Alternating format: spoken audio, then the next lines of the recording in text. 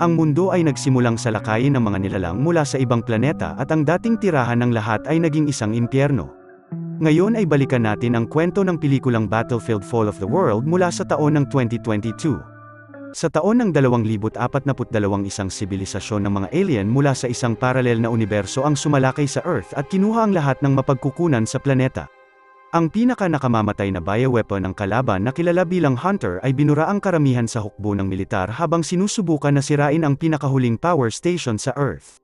Gayunpaman ang mga tao ay walang plano na sumuko habang ang mga natitirang sundalo ay direktang patungo sa mga solar panel upang labanan ang mga dayuhan na mananakop. Si Cheng ay may hindi magandang pakiramdam sa kanilang misyon ngunit bago pa nito makuha ang kanyang lakas ng loob ang eroplano ay pinasabog ng mga kalaban. At nagdulot ito ng labis na pinsala tungo sa sasakyan habang bumabagsak sila ng napakabilis at tumitilapon ang mga sundalo palabas. At ang eroplano ay kalaunan bumagsak sa lupa at sinira ang mga solar panel sa kaparehong oras habang nagawa ni Cheng na makaligtas sa pagkakahulog. At bago pa makabawi ang lalaki mabilis itong tinawag ng isang sarhento sa labanan habang ang lahat ng sundalo ay nakikipaglaban sa puwersa ng kalaban. At sa kabila ng pagsisikap ng sangkatauhan ng mga tao ay malinaw na walang laban sa armas ng mga alien habang ang mga sundalo ay mabilis na pinapatay. Nang biglang lumitaw ang isang higanteng galamay patungo sa isang sundalo at walang awa na pinatay ang lalaki at inihayag ang kilalang alien hunter na nasa lugar upang wasakin ang lahat. Galit na umatake ang hukbo sa nilalang ngunit ang atake ay hindi masyadong epektibo habang ang sandata ng kalaban ay patuloy na tinatapos ang lahat. At matapos na matalo sa labanan ang sangkatauhan ay bumalik sa madilim na panahon kung saan ang mapagkukunan ay mas mahirap pa kaysa sa dati. Ang pangunahing karakter ay naging isang scavenger habang sinusubukan nitong ibenta ang anumang makita nito upang siya ay mabuhay sa bagong mundo na ito. Gayunpaman bago pa makagawa si Cheng ng anumang trade na pansin ng mga tao na natagpuan ng isang hunter ang kanilang lokasyon at mabilis na nagpilit sa kanilang magtago. Mabilis na pumasok ang nilalang sa loob habang hinahanap nito ang sinuman na nakaligtas at sinusubukan ni Cheng na tumakas ng palihim. At bago pa makatakas ang grupo napansin ng halimaw ang mga tao at mabilis na pinatay sila gamit ang malaking galamay nito. At naging sanhi ito upang magmadali ang grupo sa takot habang nagsimula silang paputukan ng nilalang at hinabol sila mula sa kanilang likuran. At dahil napagtanto na hindi nila malalampasan ang kalaban sinubukan ni Cheng na lumaban gamit ang lahat ng sandata na mayroon siya at hindi alam na pinapanood siya ng isang misteryosong grupo mula sa malayo. At kalaunan ay narating nito ang isang gusali kung saan itinutok ng lalaki ang isang grenade launcher patungo sa kanya at sumigaw na tumabi ito bago umatake ng may labis na galit sa kalaban. Nagbigay ito ng pagkakataon sa kanila na tumakbo at mabilis na nakarating sa labas ngunit ang alien ay patuloy na sinundan sila habang sinasalo ang patuloy na pag-atake ng mga tao. Mabilis na dinala ng grupo ang kalaban sa isang gusali kung saan naglagay sila ng maraming bomba sa lagusan at planong linlangin ang nilalang sa loob ng pagsabog. Ang grupo ay patuloy na pinipigilan ang halimaw habang ang iba ay tumetakas sa lugar bago sinimulan ang isang malakas na pagsabog na sumira sa buong gusali. At nagpahintulot ito sa grupo na makalabas ng ligtas habang pinakilala ng grupo ang kanilang sarili kay Cheng. At lumalabas na ang grupo ay pinamumunuan ni Commander Gao kasama ang explosive expert na si John at ang Russian na kambal na sina Andre at Lydia. Gayunpaman mabilis nalaman ng grupo na si Cheng ay isang deserter at napilitang lagyan ng isang tracker upang pigilan siya sa muling pagtakbo nito. Pinaliwanag ng lalaki na kailangan nila si Cheng upang gabayan sila sa lugar dahil nakatanggap sila ng signal mula sa isang mataas na general na nagtatayo ng isang lihim na base. Sinabi ni Gao kay Cheng na ito ang tanging pagkakataon ng lalaki at walang pagpipilian si Cheng kundi ang sumali sa misyon. At sa lalong madaling panahon ang grupo ay nagtungo sa kalsada at kalaunan narating ang isang malapit na nayon habang sinusubukan nilang maghanap ng mga supply ngunit mabilis nilang napansin na may mali sa lugar. Napansin ng grupo ang mga bangkay sa sahig na halos bago pa lamang at nagpasyang pumasok sa loob ng dahan-dahan. Nang biglang nagsimulang marinig ng grupo ang isang hiyaw ng babae habang inaatake ng isang lalaki ang nakaligtas na babae. At sa kabutihang palad mabilis itong napigilan ni Lydia na sinipa ang kalbo sa ari nito at mabilis na napatomba. At ang hindi nila alam na ang lahat ng ito ay isa lamang bitag dahil ang buong lugar ay nakuha na ng mga bandido na pumatay sa mga unang tao na nakatira dito. Sinabi ng pinuno ng grupo kay Gao na isuko ang lahat ng mayroon sila kasama na ang babaeng kasama nila habang napilitan ang komandante na sumunod. Nakita ito ni John at sinamantala ang pagkakataon na i-activate ang kanyang drone na mabilis na nagpaputok sa mga kalaban at binigyan ang mga sundalo ng pagkakataon na lumaban. Nagawa ng grupo na pumatay ng ilan sa mga bandido habang sinubukan ni Cheng tumakas sa pangalawang pagkakataon. At nagpilit ito sa mga sundalo na pumasok sa isang gusali habang patuloy silang nakikipaglaban sa mga bandido. Nagawa ni Gao na mahuli si Cheng at binigyan ang lalaki ng huling pagkakataon na sumuko, gayunpaman sinubukan ni Cheng na tuyain ang komandante at sinabi na papatayin nito ang electric na tracker, ngunit nauwi ito sa pagkuryente niya sa kanyang sarili hanggang mawalan ng malay. At bago makuha ni Gao ang lalaki, mabilis nitong napansin ang isang anino na nakatutok ang baril sa kanya, ngunit sa kabutihang palad hindi ito kaaway at mabilis na inihayag ng babae na siya si Doji at hinahanap din ito ang sikretong base.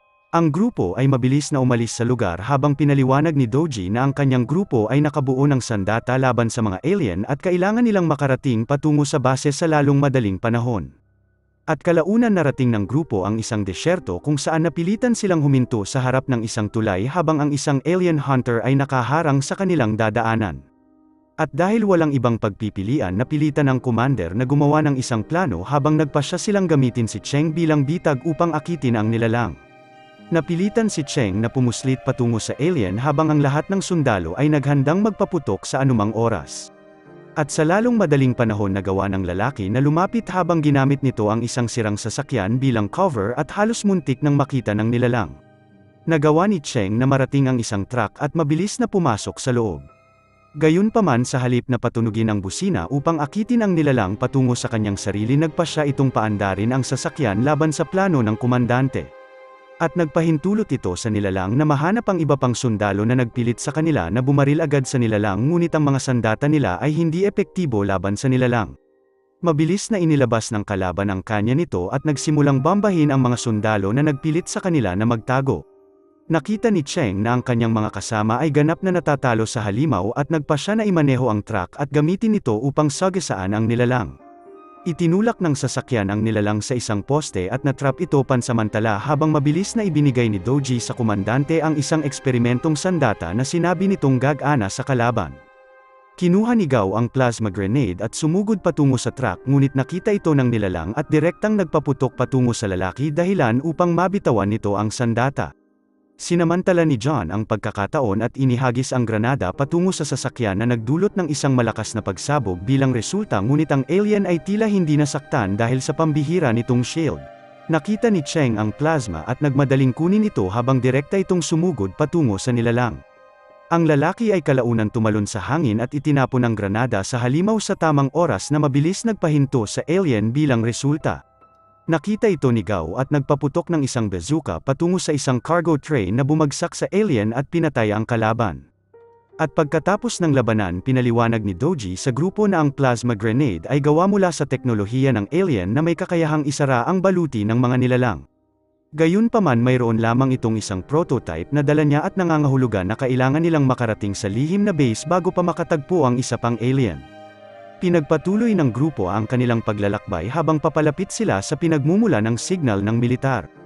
Kalaunan ay narating ng grupo ang isang malaking bangin kung saan nakita nila ang isang malaking lagusan na nasa ilalim ng kabundukan.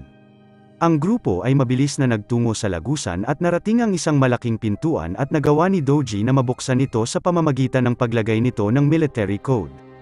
At sa lalong madaling panahon, bumukas ang malaking gate at lumitaw ang isang malaking tunnel habang nagpatuloy ang grupo sa loob ng lihim na gusali. Narating ng grupo ang loob ng estruktura habang marahan silang nakikipagsapalaran sa base, ngunit mabilis nilang napansin na may mali sa loob dahil wala ni isang tao ang nasa paligid. Mabilis na nakita ng grupo ang pangalawang pintuan at nagawang mabuksan ito at nagulat na makita na ang kanilang general ay nakakulong sa loob ng isang alien device. Mabilis na pagtanto ng mga sundalo na ang signal ay isang bitag habang nagsimulang lumitaw ang mga hunter na alien upang tambangan ang mga tao. Ang mga tao ay itinulak pabalik ng nilalang habang sinusubukan nilang pigilan ito, ngunit mabilis na nadaig ng mga papalapit na halimaw. Nagawa ng mga sundalo na makatakas sa isang silid at mabilis nilang isinara ang pinto upang mapanatili ang mga kalaban sa labas, ngunit napagtanto sa lalong madaling panahon na nakulong sila sa loob at walang ibang mapupuntahan. At sa kabutihang palad, nakaisip ni Cheng ng isang plano dahil may nakita itong pader na humahantong sa labas at planong gamitin ang bomba upang gumawa ng isang lagusan. Mabilis na sinimulan ni John ang pag-set ng bomba, ngunit natagpuan ng mga alien ang kanilang lokasyon at nagsimulang wasakin ang pinto. Napagtanto ng komandante na ang tarangkahan ay hindi na magtatagal at nagpasya na umakyat mula sa lagusan habang kalaunan ay lumitaw sa likod ng mga kalaban upang akitin ang mga ito papalayo sa pinto. At nagbigay ito sa iba ng sapat na oras upang pasabugin ang pader habang ang mga tao ay mabilis na lumabas sa tunnel at kalaunan ay nakatakas sa labas. Ang mga sundalo ay sumakay sa truck at mabilis na umalis sa lugar ngunit nakita ni Cheng na buhay pa ang kanilang komandante at desperadong tumatakbo papalayo sa mga nilalang. Napilitan si Gao na tumakbo sa field ng buong lakas habang ang mga kalaban ay patuloy na nagpapaputok sa kanilang direksyon.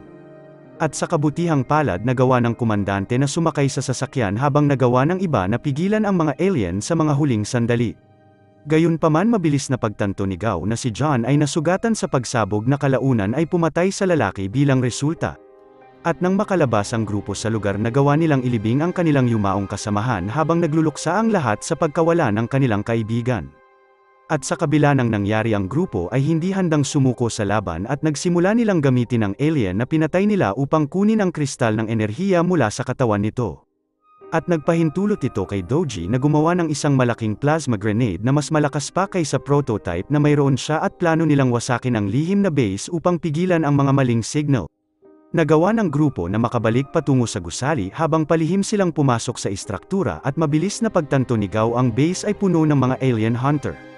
Sinabi ng komandante sa Russian na magkapatid na ihanda ang mga missile habang pinaputok nila ang mga ito patungo sa gusali at nagdulot ng malaking pagsabog bilang resulta.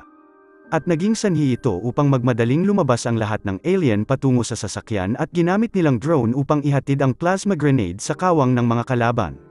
Gayunpaman mabilis na pinabagsak ng mga alien ang drone na naging dahilan upang mahulog ang granada. At nagbigay ito sa kambal na walang pagpipilian kundi lumabas sa sasakyan at plano nilang umatake sa kalaban na papalapit at tumanggi na mamatay nang hindi lumalaban. At sa kaparehong oras ang iba pa ay nagawang makapasok sa control room habang plano nilang patayin ang signal ngunit mabilis nilang nakita na ang alien hunter ay naghihintay na sa kanila. At nagpilit ito sa mga tao na bumaril agad sa nilalang habang inakit ng komandante ang nilalang kasama si Cheng upang dalhin ito sa lagusan ng silid. Sinamantala ni Doji ang pagkakataon at nagsimulang isara ang alien device habang ginamit nito ang makina upang abisuhan ang sangkatauhan na ang signal ay isang bitag. At sa kabilang banda patuloy na iniiwasan ni Cheng ang dayuhan kasama si Gao ngunit napagtanto ng komandante na hindi sila maaaring tumakbo lamang. Mabilis na ikinandado ng lalaki si Cheng sa likod ng mga pinto habang plano nitong isakripisyo ang kanyang sarili upang bigyan ng oras ang lalaki na makatakas. Inilagay ng komandante ang bomba sa kanyang dibdib habang pumasok ang kalaban sa silid at naging sanhi upang magpaputok ito patungo sa halimaw. Gayunpaman nagawa ng alien na saksakin ang lalaki sa tiyan nito at itinulak ito sa pader at pinasabog ang bomba. Mabilis na tumakbo si Cheng paatungo sa kanyang teammate at nagawang makalabas kasama si Doji ngunit napansin nila na ang plasma grenade ay hindi tumutugon. Nakita ito ni Doji at mabilis na inabala ang mga alien sa pamamagitan ng pagbaril nito sa nilalang ngunit pinatalsik ito ng kanya ng kalaban. Nagbigay ito ng pagkakataon kay Cheng na kunin ang bomba habang sinimulan nitong akitin ang lahat ng alien patungo sa kanya. Sumugod ang lalaki sa alien habang iniiwasan ang pag-atake ng halimaw ngunit bago pa makabawi si Cheng mabilis itong napalibutan ng mga nilalang. At naging sanhi ito upang wala siyang pagpilian kundi i-activate ang plasma habang inihagis ito sa hangin na bumuo ng isang malakas na shockwave na ganap na tumapos sa mga alien sa kaparehong oras. Nagawa ng bomba na wasakin ang mga nakapaligid na kalaban sa kabila ng kanilang malalakas na baluti. At kalaunan ay nagpahintulot kay Cheng na muling makasama ang kanyang kaibigan habang pinapanood ang paglubog ng araw. At bago magdiwang ang dalawa mabilis nilang napansin ang higanteng spaceship na patungo sa kanilang direksyon. Gayunpaman ang aliadong puwersa ay dumating din upang labanan ang mga alien habang nagmartsa ang hukbo patungo sa labanan at napagtanto ng dalawa ang laban ay nagsisimula pa lamang. Salamat sa panunood. Kung nagustuhan mo ito huwag kakalimutan mag-like at subscribe para sa mga susunod pa nating movie recap.